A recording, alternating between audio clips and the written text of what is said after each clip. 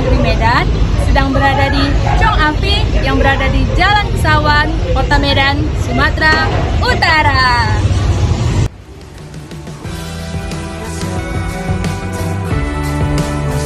Rumah Chong Afi terletak di Jalan Ahmad Yani, Kecamatan Medan Barat, Kota Medan, Sumatera Utara.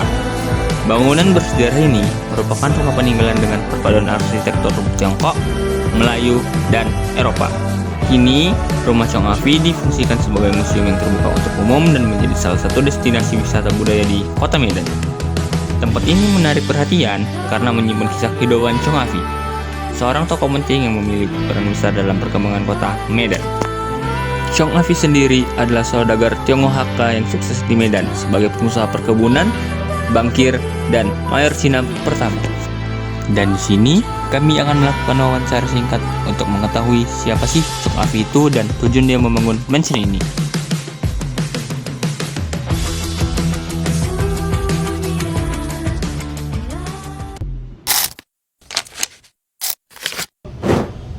Jadi Chong Afi ini bisa lebih mundur sedikit. Dari sampingnya aja. Oke, jadi Chong Afi ini adalah, jadi lupa saya jawabannya. Selamat siang semuanya. Di sini kami sudah bersama narasumber kami, yaitu Kakak Hana sebagai pemandu wisata di museum ini. Kak Hana sebagai pemandu wisata. Jadi kan Kak, di sini kami ada beberapa pertanyaan yang ingin diajukan. Beberapa pertanyaannya itu adalah yang pertama itu kan Kak, bisa diceritakan nggak siapa sih Chong Afi itu? Ini dulu adalah orang yang warga asli orang Chinese yang datang merantau ke Medan. Jadi dulu beliau asli orang Guangzhou. Jadi dulu beliau diundang oleh abangnya yang bernama Chong Yonghian untuk datang ke Medan untuk bisnis bersama dulu di Medan. Jadi selama di Medan, beliau dekat dengan Sultan Delhi, yaitu gubernur orang Sumatera dulunya. Jadi dekat dengan Sultan Delhi, dekat juga dengan pemerintah Belanda. Dari situ beliau memulai bisnis di bidang perkebunan dan juga di bidang bank untuk menyimpan uang zaman dulu. Dan sampai di tahun 1916 beliau diangkat menjadi mayornya orang Tionghoa yang ada di Medan. Jadi sebelum beliau meninggal, pangkat beliau itu sebagai mayornya orang Tionghoa yang berperan penting dalam keberlangsungan orang Tionghoa di Medan, karena dulu juga menghentikan kerja paksa dulu yang ada di Medan oleh pemerintah Belanda. Lalu kan Kak, pertanyaan kedua itu Kak, gimana sih awal mula rumah ini dibangun jadi mansion kayak sekarang? Jadi awal rumah ini sebenarnya dibangun di tahun 1895 dan selesainya tahun 1900. Itu tujuannya sebagai hadiah pernikahan untuk istri ketiganya yang dari Binjai.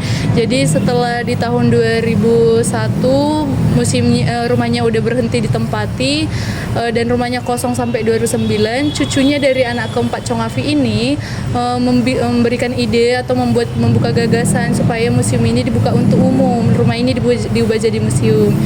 Jadi begitulah, makanya sekarang rumah ini jadi Museum Chong Afi Mansion. Itu berkat cucunya. Oh begitu ya Kak. Ini pertanyaan selanjutnya dibacakan oleh Citra. Ya.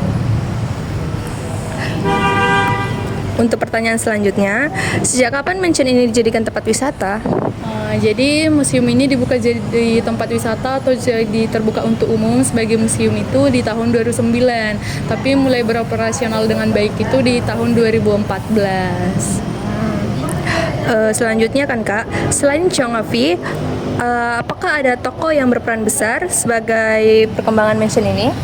Mungkin yang lebih berperan besar itu keluarganya juga, yaitu cucunya dari anak keempat yang bernama Bapak Fon.